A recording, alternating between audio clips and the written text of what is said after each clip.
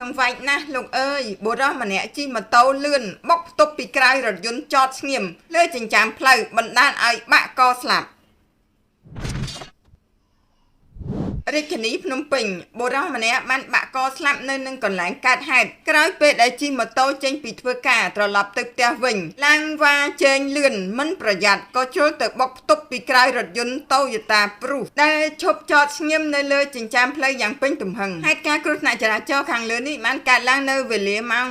20:30 នាទីយប់ថ្ងៃទី23 ខែវិច្ឆិកាឆ្នាំ 2025 ស្ថិតនៅតាមបណ្ដោយផ្លូវជាតិលេខ 2 សង្កាត់ព្រែកកំពឹសខណ្ឌអង្កោររាជធានីភ្នំពេញ សមមានឈ្មោះរិនភ័ណ្ឌភេទប្រុសអាយុ 28 ឆ្នាំមានស្រុកកំណើតនៅខេត្តព្រៃវែងបើតាមសាក្សីនៅកន្លែងកើតហេតុបានឲ្យដឹងថានៅមុនពេលកើតហេតុគេឃើញរថយន្តម៉ាក Toyota Prius ពណ៌ក្រហមមួយគ្រឿងពាក់ស្លាកលេខភ្នំពេញ 2BX 7332បើកបរដោយបុរសម្នាក់រួមដំណើរជាមួយប្រពន្ធនិងកូនតូចចំនួន 2 នាក់បានបើកមកឈប់ចតនៅលើចិញ្ចើមផ្លូវគោលបំណងឆុងទឹកដោះគោឲ្យកូនពេលនោះដែរស្រាប់តែគេឃើញបុរសរងគ្រោះជិះម៉ូតូម៉ាក Honda Wave ពណ៌ខ្មៅឆ្នូតក្រហមមួយគ្រឿងពាក់ស្លាកលេខភ្នំពេញ 1CC